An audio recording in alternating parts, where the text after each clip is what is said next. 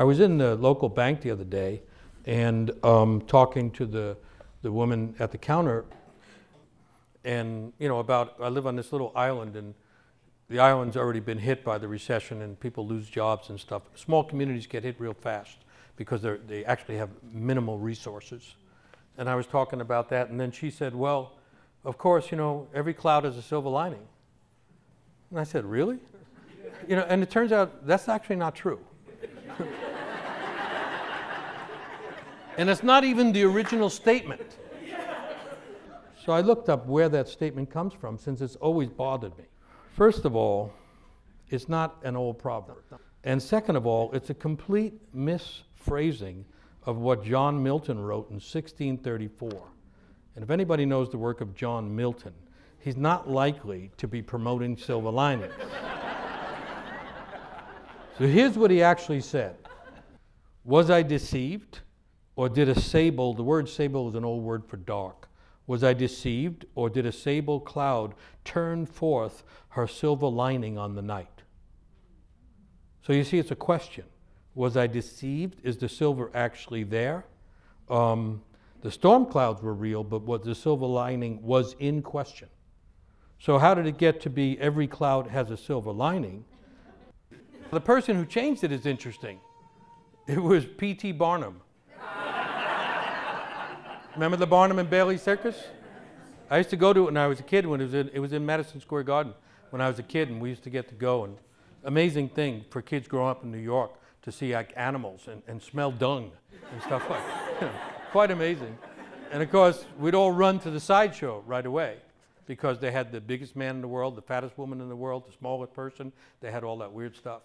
And so everybody would run to the sideshow, and it got jammed up, and there wasn't room for everybody. So they called P.T. Barnum, and they said, we're having a big mess because there's too many people in the sideshow. So he started shouting to people, this way to the great egress, this way to the, and so everybody thought it must be like an ostrich or something. And so they went off to see it. But the egress means the way out. And they all went right out the exit door. And because remember, he's the guy that says there's a sucker born every minute. And he's also the one that said every cloud has a silver lining. So there's two big problems that can happen to anybody, and they can happen fast nowadays. In the tension of what's going on, which is the difficulty of the world, the darkness of the thing, and that causes a lot of people to talk about the great egress, right? Everybody thinks a lot of people think it's the end of the world, which would be like saying this way to the great egress. And it isn't, I hope you know that. This world that right now has a plunging stock market and lots of other difficulties, this world is tied to the eternal world behind it. It can't end because it's secretly eternal, like our own souls. So when they start saying this way, to the end of the world, stay in the sideshow.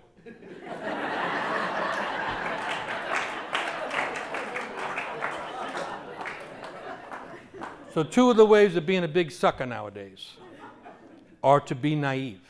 Every cloud has a silver lining. A nuclear cloud does not have a silver lining. Some of these clouds that drop acid rain do not have silver lining. You know what I'm saying? So don't be tricked into being naive. And then the other big danger is to be cynical. Naivete and cynicism, you could say, are opposite ends of a defense against difficulty. They're both moves that deny the soul. Naivete denies the soul's intrigue with trouble, its wonder about depth. And cynicism pretends to be deep, but it misses the soul's centrality.